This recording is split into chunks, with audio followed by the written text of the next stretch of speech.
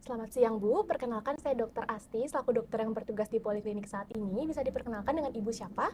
Saya Ibu Trisna, dokter. Baik, Ibu Trisna, bisa dijelaskan untuk umur dan juga domisili di mana? Umur saya sekarang 25 tahun. Saya berada di Denpasar sekarang, dok.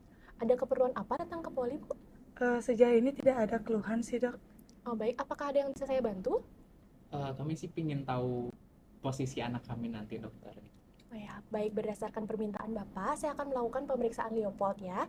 Ini pemeriksaannya untuk mengetahui posisi dari bayi dan mengetahui apakah terdapat abnormalitas atau tidak. Di mana nanti mungkin akan terasa sedikit kurang nyaman ya Bu, karena saya akan meraba pada bagian perut Ibu dan juga akan meminta Ibu untuk melepaskan area pakaian bagian atas. Apakah Ibu bersedia? Oke, bersedia, dokter. Baik, karena Ibu bersedia, Ibu bisa menunggu di bed pemeriksaan sembari saya melakukan cuci tangan dan mempersiapkan alat ya Bu. Oke, terima kasih, dokter. Silakan.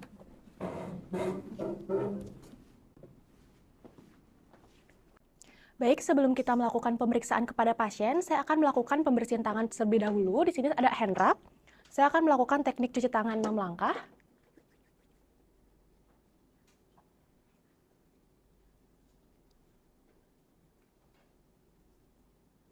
Baik, di sini tangan saya sudah bersih. Lalu saya akan memakai handscoon.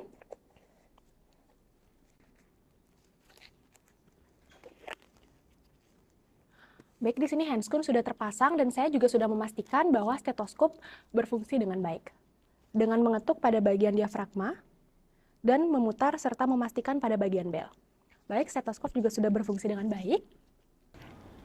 Baik, sebelum melakukan pemeriksaan, saya akan memastikan bahwa perut pasien sudah terekspos dan dalam posisi berbaring dengan posisi supinasi. Di sini, saya juga sudah berada di sebelah kanan pasien, sudah mencuci tangan dan mengenakan handscoon, dan saya juga sudah menyiapkan alat, yaitu berupa meteran dan stetoskop. Baik, di sini saya akan melakukan pemeriksaan Leopold 1. Permisi ya, Bu. Di sini saya akan melakukan perabaan pada bagian fundus uteri atau bagian perut atas dengan menggunakan 2 tangan. Di sini saya akan merasakan sensasi bulat keras untuk menandakan kepala, namun apabila terasa lembut maka menandakan bokong bayi. Baik Ibu, ini sudah selesai melakukan perabaan pada bagian fundus uteri Ibu. Pada bagian ini saya merasakan bagian bokong dari janinnya ya Ibu, karena teraba pada bagian yang kurang keras atau terasa sedikit lunak. Baik, selanjutnya saya akan lanjut dengan pemeriksaan Leopold 2. Di sini saya akan memeriksa yang bertujuan untuk menentukan bagian punggung janin. Saya akan tetap berada di posisi menghadap wajah pasien, kemudian saya akan meraba bagian kanan dan kiri perut pasien dengan menggunakan tangan saya. Selanjutnya dengan tangan saya akan menekan dan yang satunya meraba. Pada bagian kanan saya akan menekan dan satunya meraba, begitupun sebaliknya. Baik, pada perabaan apabila yang teraba bagian yang bentuknya kecil ataupun pasif, maka itu adalah bagian ekstremitas dari janin. Apabila yang teraba adalah bagian yang datar dan juga keras seperti papan, maka itu adalah bagian punggung janin. Baik Bu, yang teraba di sisi kanan dari perut Ibu adalah bagian ekstremitas ya Bu ya, karena bagian ini terasa kecil, berbenjol-benjol dan juga aktif bergerak. Baik Bu, saya akan lanjutkan dengan pemeriksaan Leopold 3 yang bertujuan untuk menentukan bagian janin yang berada pada bagian paling bawah uterus dan sekaligus menentukan apakah bagian janin tersebut sudah memasuki pintu atas panggul atau PAP atau belum. Baik, di sini saya akan meletakkan tangan kanan saya untuk menekan. Satu tangan kanan saya dan tetap dengan posisi saya menghadap ke wajah pasien. Baik.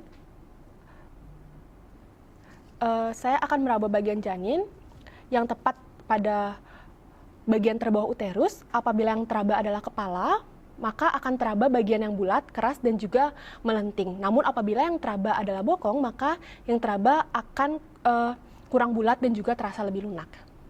Baik Bu, di sini saya meraba bagian kepala ya Bu, karena teraba bulat dan juga melenting.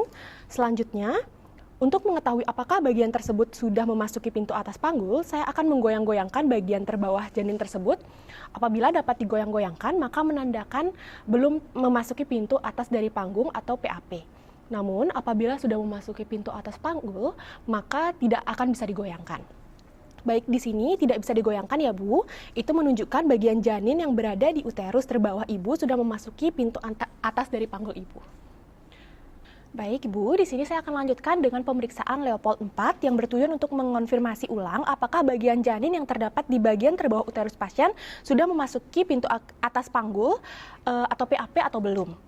Baik, saya akan menghadap ke kaki Ibu, kemudian saya akan menggunakan kedua tangan saya untuk meraba bagian terbawah dari uterus. Kemudian saya akan mencoba untuk menyatukan kedua tangan saya. Apabila kedua tangan saya bertemu, itu menunjukkan bagian terbawah janin belum memasuki pintu atas panggul. Sebaliknya, apabila kedua tangan tidak dapat dipertemukan atau divergen, menunjukkan bagian terbawah janin sudah memasuki pintu atas panggul.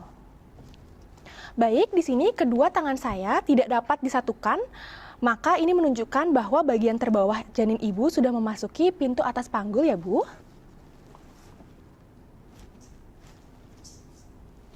Baik, setelah pemeriksaan selesai, saya akan melepaskan handscoon dan merapikan alat, serta melakukan cuci tangan 6 langkah.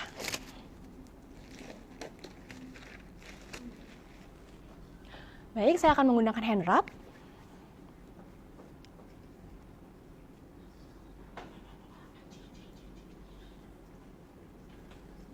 Baik, Ibu dan Bapak, berdasarkan hasil pemeriksaan, ada beberapa hal yang saya dapatkan, yakni yang pertama, bagian bokong bayi terdapat pada fundus uteri, bagian punggung bayi terdapat pada bagian kanan uterus, lalu bagian kepala bayi terdapat pada bagian terbawah dari uterus, serta bagian terbawah bayi sudah masuk ke pintu atas panggul.